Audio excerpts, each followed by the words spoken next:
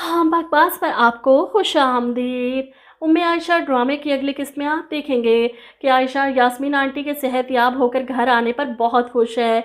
इनकी ढेर सारी दुआएं लेकर वहां से निकल रही है जब अनूशे और इसकी माँ इसे इसकी औकात याद दिलाते हैं। अनूशे की माँ तो आयशा के हाथ पर ज़बरदस्ती पैसे रखती हैं कि ये तुम्हारा इनाम है। कोई नर्स भी हायर की होती तो इसे भी पैसे देने पड़ते, चलो तुमने खिदमत कर ली। अब आयशा पैसे लेने से साफ इनकार करती है, ऐसी बात नहीं है, मेरी अपनी माँ भी होती यास्मीन आंटी की जगह तो मैं ऐसे ही।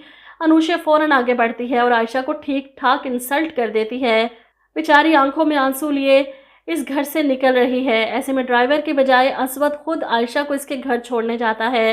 रास्ते में भी वो आयशा का एहसान मंद हो रहा है, इसे कहता है असवद शकील ने कभी किसी का एहसान नहीं लिया, लेकिन अगर ज़िंदगी में कभी भी आपको मेरी ज़रूरत पड़ी तो मुझे ज़रूर कहिएगा।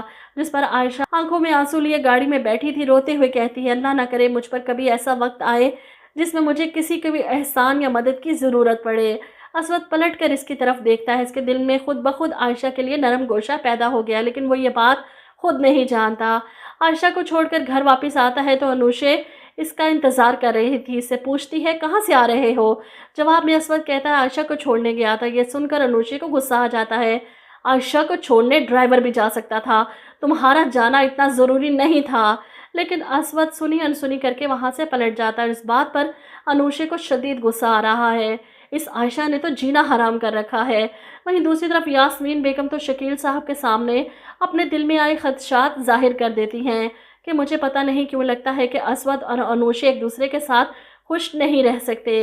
ये बच्चों का जज्बाती फैसला है। मैं सोच रही थी क्यों ना हम असवद का रिश्ता आयशा से कर दें। अब सानिया बेगम ये सारी बातें खड़ी सुन रही थी। फ़ौरन जाकर अनुशे को खबर पहुंचाती हैं कि भाभी शकील भाई से कह रही थी कि वो तुम्हारा और असवद का रिश्ता ख़त्म करना चाहती हैं।